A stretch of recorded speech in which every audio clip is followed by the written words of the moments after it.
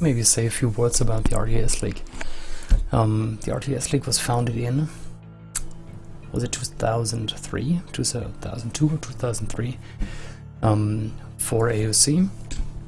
And it's the oldest and most successful clan league there is. It supports other games such as Age of Mythology and the Titans 2, and well, it's a pretty cool league if you are interested in playing against other clans. Even, let's say, if you are in a clan with a rating average of 1500, there is the chance that you will end up in a group against, let's say, RVK with Chris, Dogao, Loisa, Stark, some of the strongest players in the community. It's a very cool thing. At the end of every season, the two strongest teams from every division will advance to a playoff season or playoff stage, and yeah, they will find the winner, yeah, of every individual season. I think in the last few months it was RVK dominating the RTS League, but let's see, there are other strong clans. The NC clan, POJ, Japan, Vert from Japan. It's a cool league. Okay, let's focus on this game. There is Migration as a home map. Always an interesting choice. It's really crucial on how soon you can find your sheep. Here in this case, Bronco is playing, let me check, as the pocket player. He found his sheep a bit late, which is not terrible as a pocket, because he will definitely go fast castle. Fast castle on Migration usually means that you are going for 2 docks and you try to get as many fishing ships out as soon as possible, so that you get enough food, because you don't have boars on this map. You only get 6 sheep, so the main food income on this map in the early game is definitely the fish in the water. Okay, check. Carbo is the flank player playing as the Huns. Let me quickly go back to Bronco, didn't even mention. He's playing as Persians. That is always a great civilization for Migration, because you have this extra food, which allows you to keep your town center busy. You won't have idle time in the town center. Okay, so Carbo has his 4 sheep now. That kind of suggests that he found them late, but he managed to push deer under his town center, which is always a good thing if your deer is close on Migration. In general, for the flank players, the map is even more important. Stone here, inside of the island, same for the gold, so this is a rather good map for Migration. It's not easy to harass from the water. Okay, and we see a front dog coming up for Carbo. Okay, let's switch to the next player. Here we have Aramis playing as the Vikings.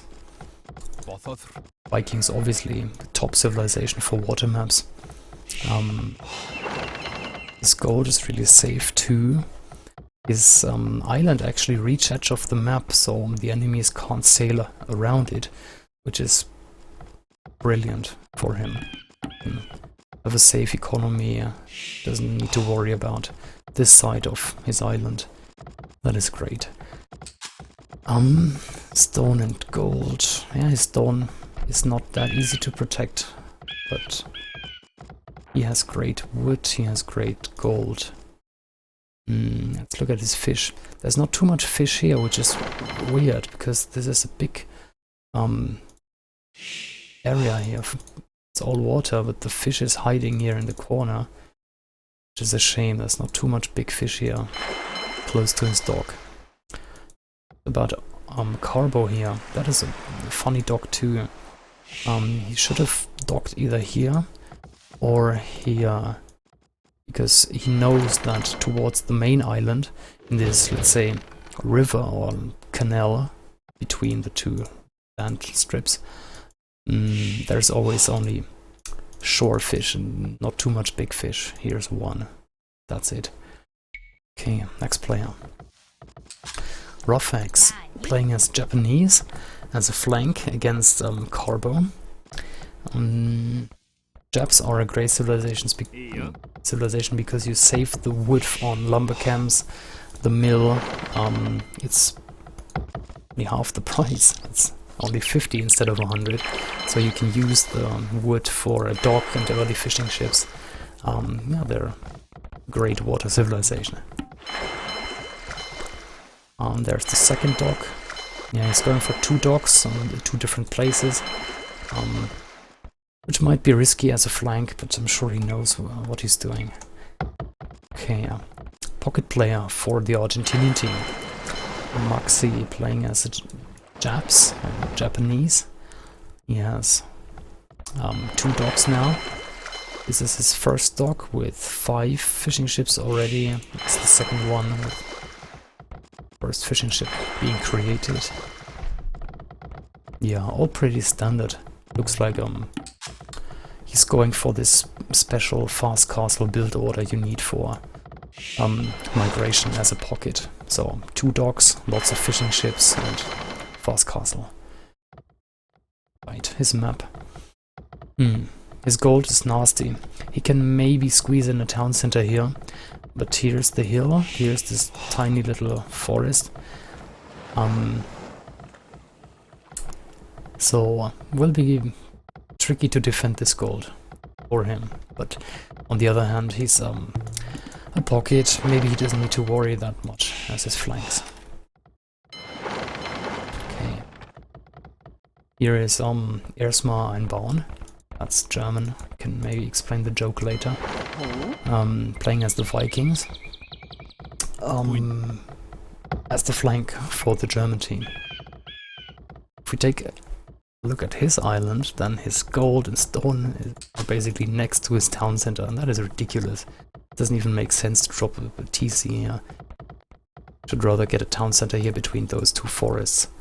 This is a funny lumber camp. If the enemies manage to get here with galleys, then yeah, these villagers will be in trouble.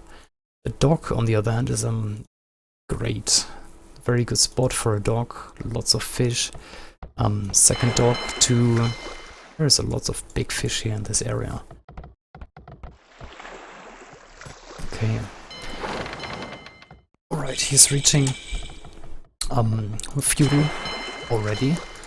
There's the third dock, and he is able to create at least 2 galleys now, and I'm sure he will use the gold and wood for more galleys. Or am I? Yeah, I think this was a big mistake.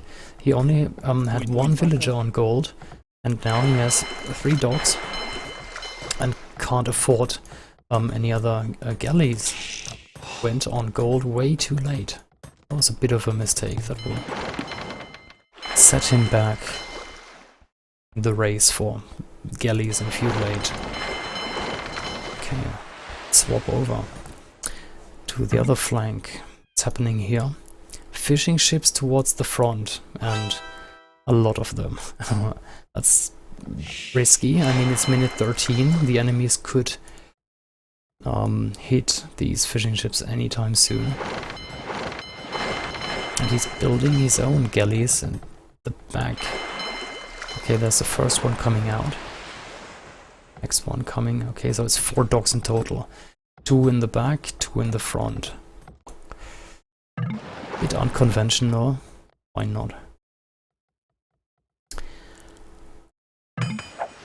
Okay, what's blue doing? Aramis. Flank player in the east for the Argentinian team.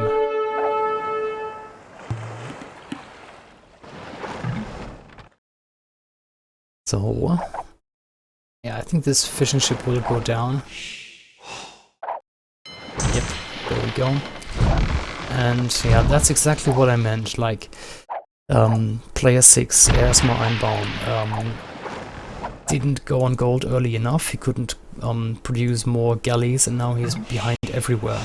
He will be losing here if these galleys will join the fight, and here in the back he doesn't have anything, so these villagers on wood are in trouble. Let's check, is there more? Why is Aramis not hitting the lumberjacks here? Or does he want to join navies? Should probably do that. Yeah, he's pulling this galley back after he lost his first one. Yeah, he's joining armies. Or is he trying to snipe fishing ships? Yeah, it looks like it. He saw this one. Yep, there it goes, and now he's going to hit the pocket. It's still pretty far. It's all the way until here. If he reaches this area, green will be completely unprotected, and there's a bunch of fishing ships. Okay, there's a galley coming out from green, but it's the first one as far as I can see. Yep, it's only one green galley. It's actually sailing towards the center here. Not sure. Okay, blue galley's coming in, and he found what he was looking for. Oh god.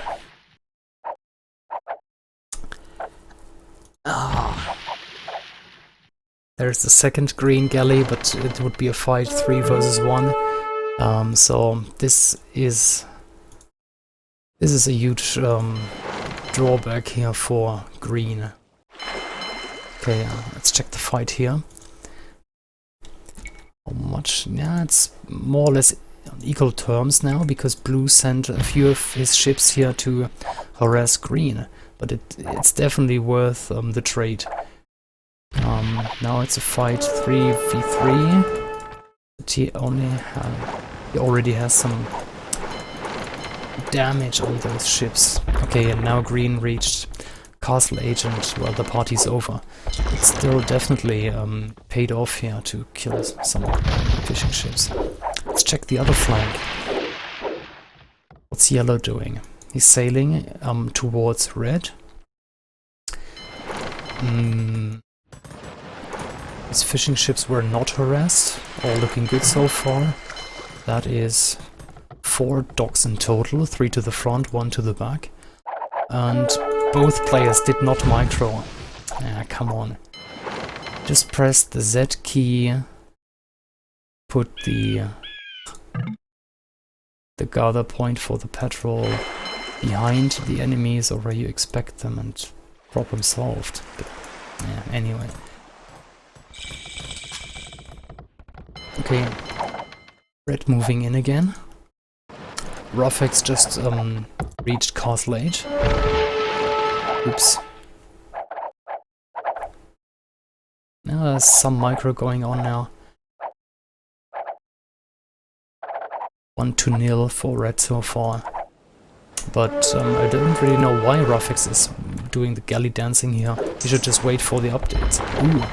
My mistake, red was up earlier and he already has the war galley upgrade and +2 here from the bottom arrow. Okay, so there we go. That's a free galley here. Okay, another galley down for red. So now they are on equal terms. Same upgrades for both. Yep. There's some flaring from player 6. Let's check. Yeah, okay, so green is helping blue. But purple himself is only up by 66%. Well, he better should sit here and wait until he's in Castle Age. How does it look? Yeah, another 3 galleys. He lured them in. Let's quickly check Aramis's point of view. How does it look for him? Yeah, he only sees purple. He could push, but he knows that green is hiding here somewhere. Okay, So it's not really enough to push both players, I think. No, he should pick... Yeah, this is like just a bit negligent. Like, purple is not watching his galleys, not at all.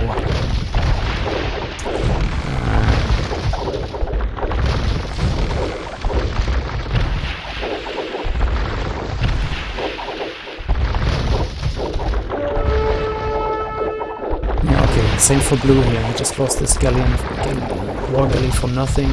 Second down. Okay. But it's a bit of a joke that blue is actually fighting here against purple and red. Green, and shows in the score. Purple is on 1700 score, while blue is on 3500 as a direct enemy. Like, they are both pocket players. So something went wrong there for purple. And it was not only the villagers being too late on gold. Okay, that's a battle. Yeah, this is not very well microed here from blue. Both purple and green used patrol here. They're even using the runner to distract fire. Yeah, blue should retreat, I think.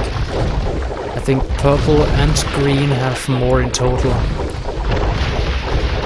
Or am I wrong here? Well, there's another galley from blue. It's so close.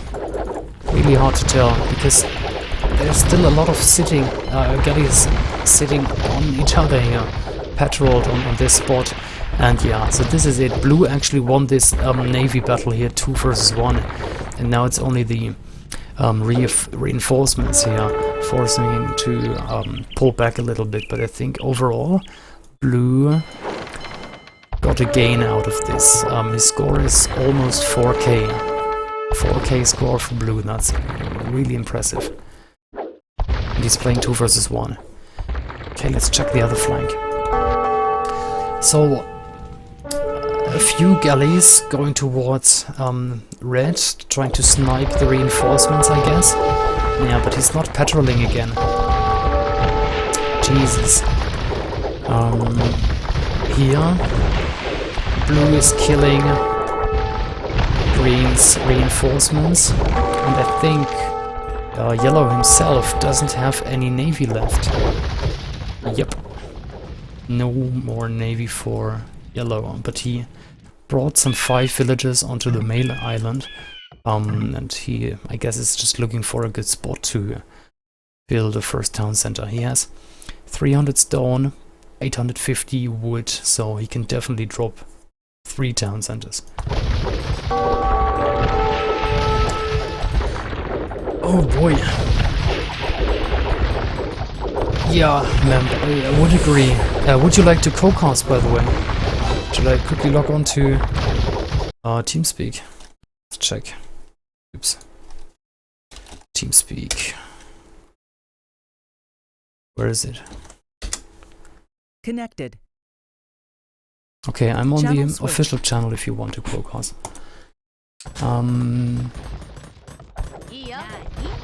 So it looks pretty grim now for yellow.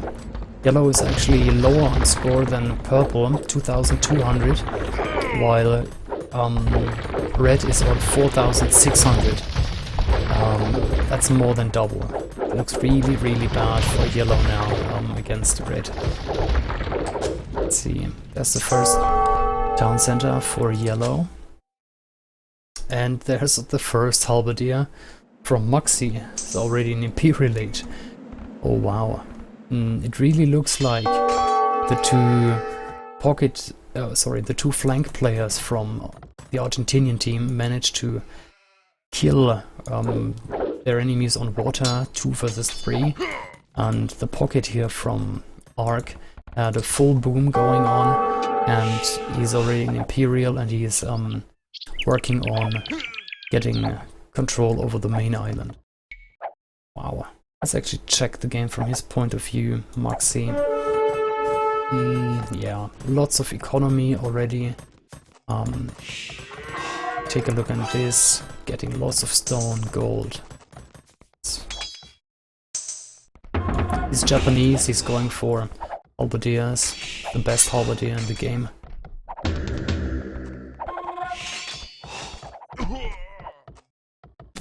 Siege workshop, cap rams, let me quickly check.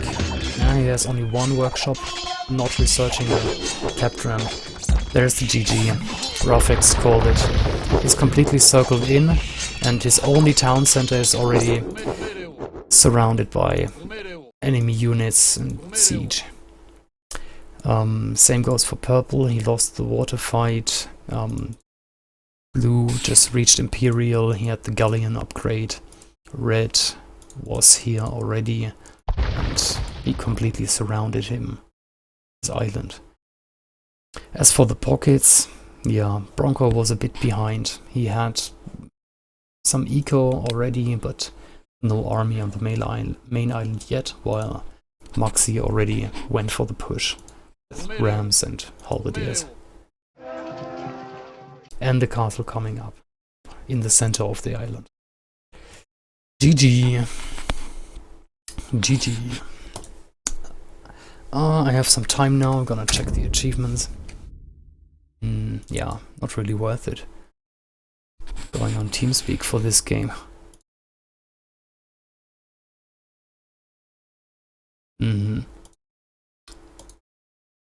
Just got the message that blue got a sling. Let's check whether that's true. So, tribute sent. Yeah, so the pocket here, Maxi was slinging the flanks. That's how they were able to play actually 2 versus 3. So, very nice team play here by ARC, the Argentinian team. Bronco was slinging a little bit as a pocket, 512, probably wood, I guess. But here, 2000 resources slinged, 1300 to blue. He was the player who was the strongest on water in the early game. There is Carbo, he received 700 resources, probably wood and gold too. Okay, so thanks for the info, that was a sling. Okay, what else? Villager high, 108, we saw that. It was a pretty good boom. He did not make really a navy. 86 for the other pockets, so that's a big difference between the pockets. Kind of obvious. Technology. Power. 27 Imperial Age for Aramis, so maybe there was some food involved in the slinging as well, because that's a great Imperial time. Okay, yeah. Wood collected, most important one. Carbo, 12,000, 11,000 for Bronco. Rafix here with 7,000 falls a bit off the charge, unfortunately. It's actually a friend of mine, a cool player. Gold collected, 4,500. And player 6, only 3,000. Alright, most units killed for blue, 94. Only 14 for red and 0 for Maxi. Well, he didn't interfere. He just slinked, boomed, and took over the main island. Okay. So that was it. What happened in the COT today? Viper played against Yellow. Games 1 to 4 were as expected, Viper dominating. And then in the 5th game, it was a Mayan's war on Arabia. Yeah, Yellow showed that can actually pick a game from Viper. Cool. You can find the recorded games on AoC Zone. You can find the stream recordings on the AoC Zone channel on Twitch, and the 5th game is on Woobly TV. There were some technical difficulties. Okay, let's go back.